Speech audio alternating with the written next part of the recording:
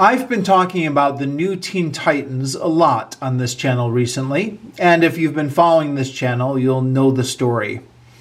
After returning to the United States after many years of living abroad, I've been using my local library and interlibrary loan to read or reread the stories of the new Teen Titans, which were comics that were originally published in the 80s, but which I discovered in the early 90s.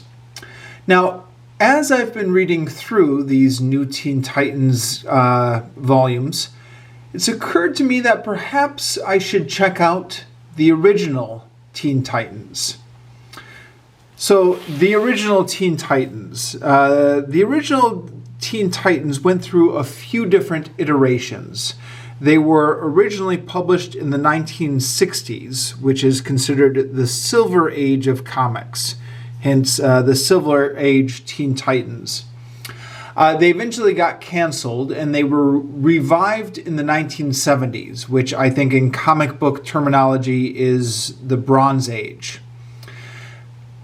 I discovered the Teen Titans in the early 90s and got a lot of the new Teen Titans comics from the bargain bin of my local comic book store. I was able to get some of the Bronze Age Teen Titans comics, the ones from the 1970s. These were rarer, and more expensive. I paid like $5 for each comic, which seemed like a lot of money to me at the time. Was a lot of money to me at the time. But, I was into it.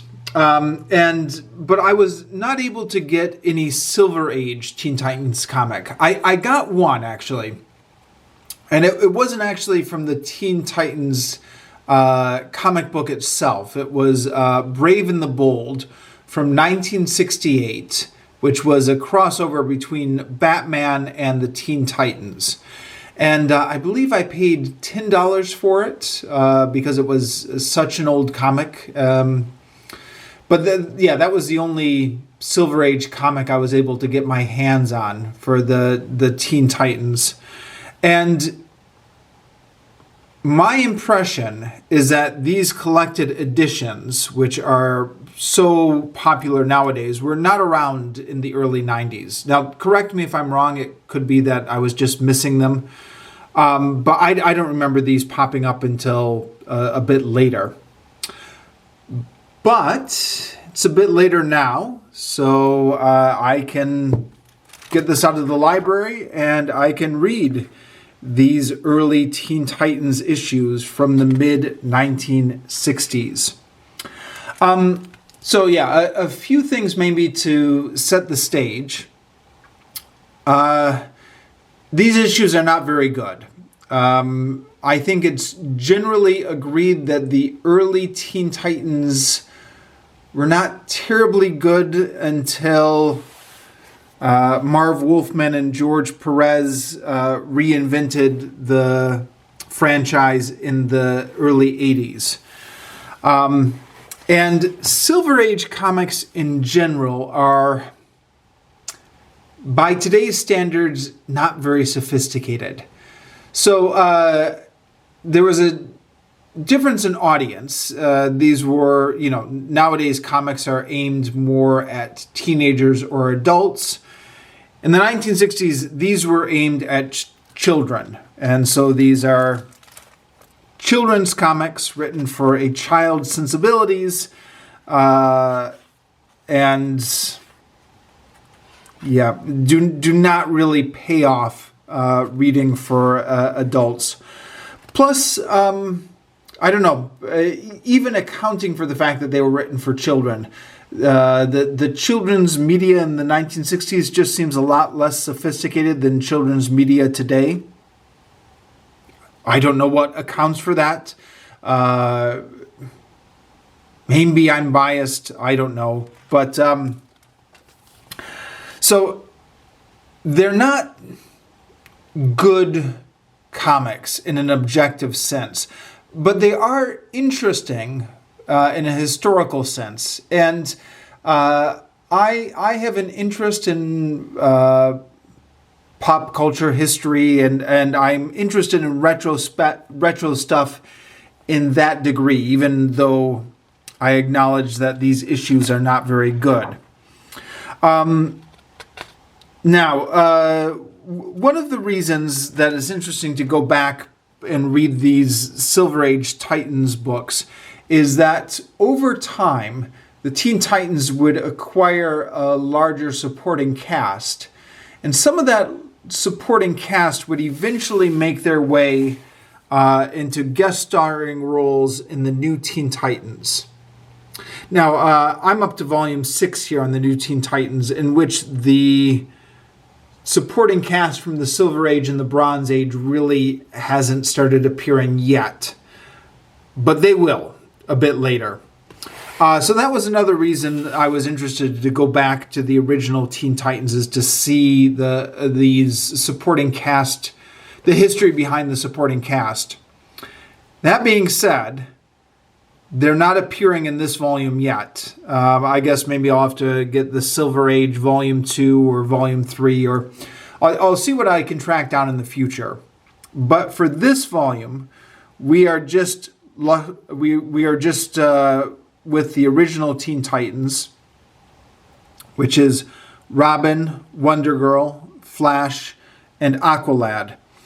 Speedy is pictured here, but I was actually surprised to learn. I don't think I knew this before. He actually wasn't one of the original Teen Titans. So, yeah, even though they picture him prominently here. The original Teen Titans starts off actually with a team up of Kid Flash, Aqualad, and Robin. But they're not called they're not called the Teen Titans yet. They don't become the Teen Titans until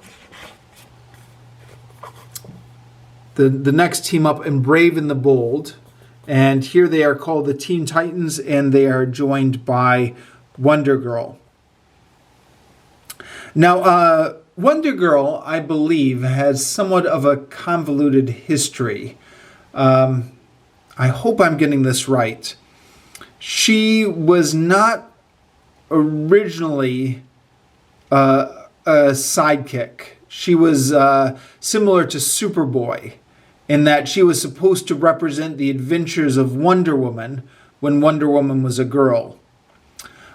Somebody either got that mixed up or somebody didn't care, and so they just added her with the other teens and made her one of the Teen Titans. And then years later, there would be several DC comic issues that were trying to sort out exactly what her origin story was and fit her into the continuity somehow. But for these issues, they just don't worry about it at all. They're just introducing Wonder Girl. While I'm on the subject of Wonder Girl, I may as well say this before it slips my mind. She is terribly written in these issues. She appears just like a ditz. She's portrayed as being a little bit boy crazy. She's always commenting on how cute the boys are and how she likes cute boys. And is interested in singing and dancing, but well, I mean, to be fair, she does have her moments where some of her quick thinking saves the day, but is very different than the portrayal that she will later get in the new Teen Titans, where she is portrayed as one of the more mature of the group and almost the co-leader of the group, along with Robin. So it's interesting to see the difference in portrayal of these characters. Now, of course, this is something that happens when these characters are used in stories that span decades and are written by different authors.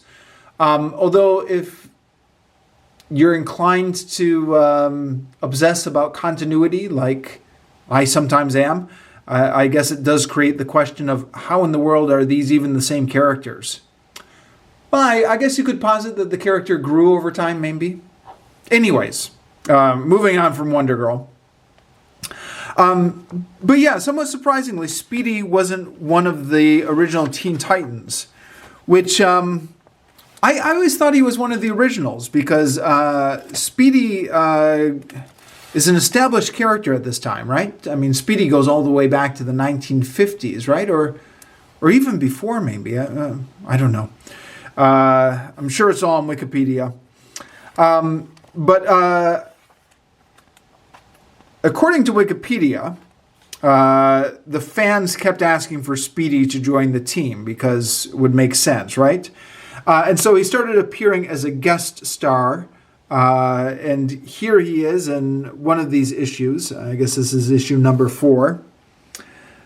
You asked for Speedy, you've got him. And, okay, we surrender. When the avalanche of mail reached from the street to the 7th floor, we decided we'd better give you hungry hordes of Teen Titans fans what you're screaming for, Speedy. So, but he only comes in as a guest star, and then he leaves the Titans at the end of this issue. And the next issue, Speedy is not with them. According to Wikipedia, I think he appears a few more times as a guest star before he finally gets incorporated as one of the Teen Titans. Now, again, why he wasn't one of the Teen Titans originally, I don't know. My best guess is that somebody thought he was too similar to Robin, which Marv Wolfman also states is one of the reasons why he didn't include Speedy as one of the revived new Teen Titans. But yeah, there you go, huh? There's a foreword here by Nick Cardy, who was the original artist on most of these. The foreword is not great. He basically just talks about his career in this foreword. And to the extent he talks about the Teen Titans, he says, I have to confess that now, almost 40 years later, there is not much that stands out to me about working on the title. So he doesn't really remember much about any of these issues. And this foreword is just about his life generally. Yeah, I guess I don't blame him for not remembering these issues in detail after 40 years. One wonders if maybe they couldn't have gotten somebody else to do the foreword. But I guess, well, these people are still alive. It's good to get them on record about these issues, maybe. I don't know. Anyways, the first issue, this one is not drawn by Nick Cardy. It's, who's the artist here? Bruno Premiani. Interesting how the Teen Titans are drawn here. They're drawn as just like midgets, which is something that Marv Wolfman mentioned in one of the forewords to the new Teen Titans volumes. He says he wasn't actually a fan of the Teen Titans in their original run, partly because of the strange way DC had of portraying its teen heroes. To be fair, though, this gets better once we change artists and the Teen Titans get their own title. So I guess once Nick Cardy starts drawing them, they do look a little bit better. Also, Aqualad looks completely different than he does in the later issues for reasons that are not explained. I'm not sure if this was just the way Aqualad looked at one time, or if this is just a mistake by the artist. I don't know. Anyways, the first one, the Teen Titans are up against Mr. Twister. Now, this is a little bit of a, what's the word? Digression, a little bit of a minor point, but I thought this was interesting. The plot revolves around the fact that Mr. Twister, the hurricane, had made a deal with the original settlers to pay him rent with one passenger pigeon feather. And since there are millions of passenger pigeons, they agree. But the passenger pigeons have been extinct since 1913. So this got me curious, so I Googled it and found the Wikipedia page of passenger pigeons. And yes, indeed, at one time, they were the most numerous bird in North America. But then they went extinct in 1913. And I just thought that was interesting to go from the most numerous bird to becoming extinct in just a couple centuries because of humans in North America. But I don't know, just a quick show of hands out there, or a quick straw poll. How many of you out there knew about the passenger pigeon? I don't think I heard about that before. I mean, I probably heard about it before and just forgot about it. But I didn't know about it before. And here it is in a comic written for children. And I wonder, is it just me? Or maybe this stuff was more commonly talked about in the 1960s, because 1960 was nearer in time to 1913. It's just kind of been, largely disappeared from the public consciousness since then, or I don't know. Okay, so digression about passenger pigeon over. Moving on.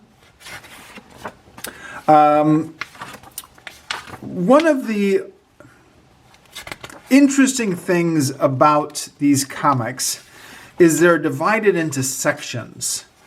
So we have continued in part 2 on the next page following. And then we start part 2 where there's one of these information box that summarizes the plot. And it's almost like these are separate issues, but they're all in the same issue because part 2 is on the next page.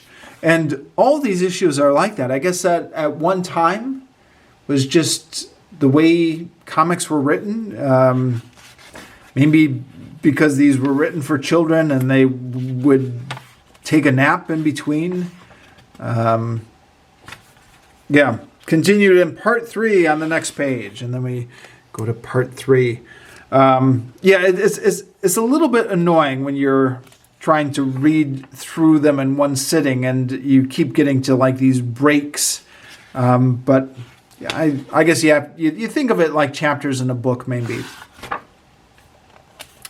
Okay. The other thing about these issues, which is interesting, is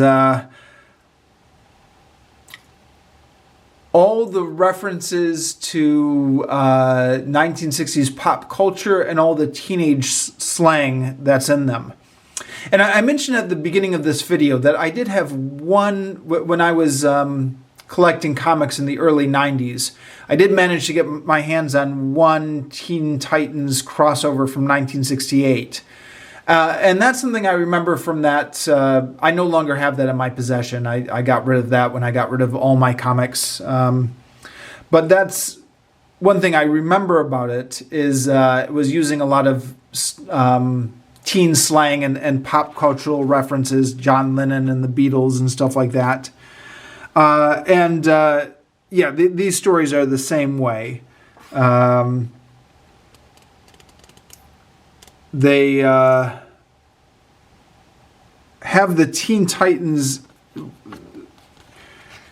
Have lots of references to teenage culture, music, rock and roll, and they're filled with, I guess, what was considered teenage slang at the time.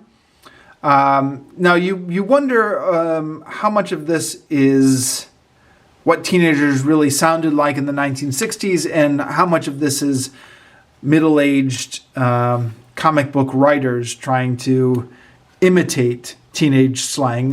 Probably the latter. But yeah, it's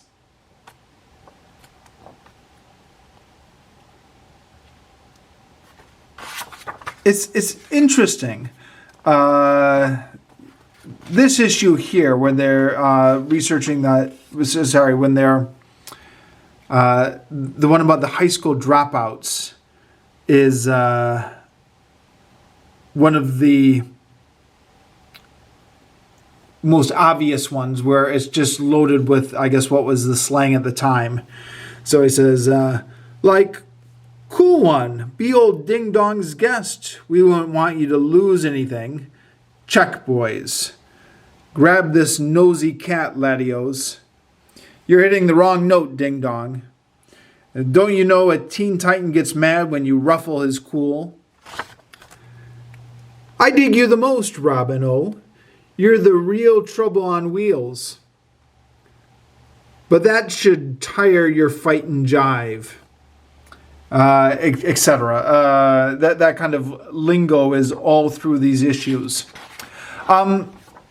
Makes you wonder, if you're inclined to ponder these things, how much of this, well,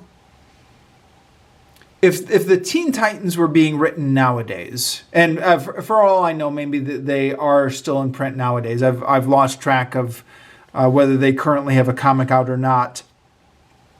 Would the writers feel the same need to put in all the language of the youth nowadays? And do the youth nowadays have such a distinct vocabulary? Was there something about the 1960s, in other words, where there was the teenage slang was more prevalent, or the youth way of talking was more prevalent, or was it more just of a media thing where the writers just would work it in more? I don't know. All things to think about. And these issues aren't even from like the hippies, right? The hippies are still a few years off. This is 1964, 1965 issues. Anyways, one of the issues is about a caveman who gets transported into the future and joins up with the Teen Titans. Now, like I said, this is my first time reading the Silver Age Teen Titans because I couldn't get a hold of these issues when I was younger. But one of the references that would often pop up to this era of the Teen Titans is apparently there was a teenage caveman, who was part of their gang. His name was, I think, something like Nyark. And I thought, okay, this must be the first appearance. But this one is actually Garn, who I Googled. Apparently not the same character. And as far as I can tell on Google, this is Garn's first and only appearance in the Teen Titans. He's a caveman who got frozen in ice and then later defrosted and now wants to be a regular teenager. And the issue ends with him still alive and still in the present day. So the writers could have brought him back if they wanted to. But it looks like they didn't, at least as far as I can tell from Googling him and looking on his entry in some of the DC fandoms. So I guess later when this Nyark character gets introduced, that's the writers returning to the teenage caveman well. And again, if I'm able to track down more collections of Silver Age Teen Titans, maybe I'll eventually read those stories. But yeah, interesting, huh? I guess there was something about cavemen in the 1960s. Right? There was that popular comic strip, Alley Oop, about a caveman. Maybe there was just cavemen were more marketable back in those days as pop culture icons. I don't know. Yeah. So, anyways, these are the original Teen Titans. It is... Oh, sorry. I was just about to wrap up this video, and then I remembered one more thing I was going to mention. One of the interesting things, and this goes back to what I was talking about earlier with the slang or the teenage way of speaking, is there's a few phrases on here that I thought were more modern phrases, and I was surprised to see they were being used here in the early 60s. KO'd comes up a number of times, which I think comes from the abbreviation K and O for knocked out. But they, yeah,